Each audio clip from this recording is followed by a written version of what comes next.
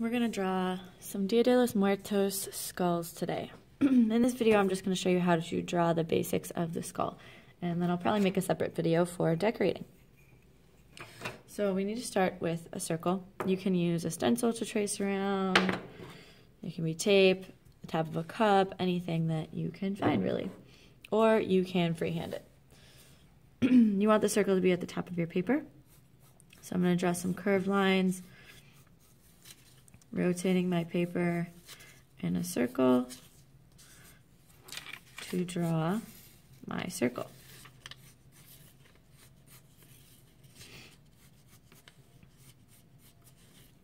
And then you can always fix it up because I'm keeping my pencil line super light. Fix up any rough, bumpy areas.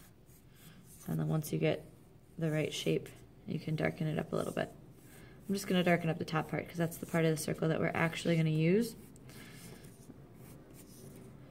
The other shape you'll need is a rectangle. Now you can use a ruler for this, or you can just freehand it. I would suggest a ruler if you've never done this before, but I'm going to freehand it. You want to make sure that the top of the rectangle is touching the bottom of the circle and that your rectangle doesn't go any further out than the edge of the circle. So if we have a line right here, the top of the rectangle should not go anywhere near that. You should leave some space. Same with on the other side.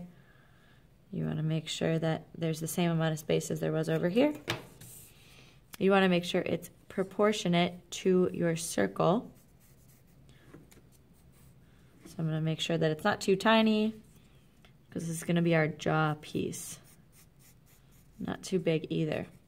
So it's about a third of the circle. All right. Next, we're going to connect the top two corners of our rectangle to the side corners of our circle. The side points, I should say, because circles don't have corners.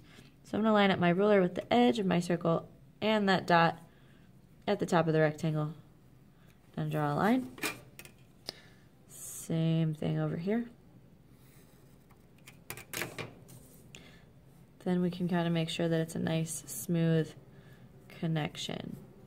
And if you want to curve it in even more, cut off those corners, that's fine too. And all we want to have left is the outline of our skull. So we erase the bottom of the circle, the top of the rectangle that's in the middle. So all you're left with is that outline, that head shape of the skull. Then you're going to make 3 lines, actually 4. One is line of symmetry, so it should be right in the middle, going down vertical. Then you should have another one going horizontal through the middle. So find your middle. That's going to be the eye line. One in between that line, the eye line, and the jaw for the bottom of the nose.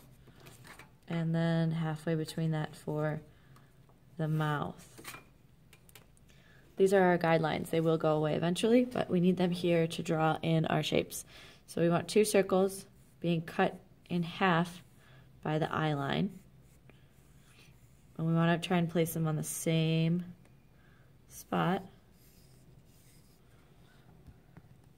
Again, you can use tiny stencils that you might find, but mostly we're just looking at the distance between the lines and making sure they're the same on both sides to keep that symmetry. For our nose, we're going to flip it upside down, and you're going to draw a heart.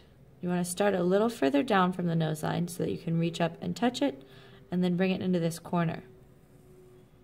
Same thing on the other side. Try to keep the sizes the same, keeping our symmetry. And then for the mouth, we're going to draw a rectangle. You want to come down from the middle of the eye, make a mark. Middle of the other eye, make a mark. And then you're just going to turn that into a rectangle. So I like to draw the top and the bottom, making sure they're the same distance from the mouth line here. And then I can turn it all into a rectangle by connecting. After that, you can erase your eye line, nose line, and mouth line, but I would keep this line of symmetry here for the designing part.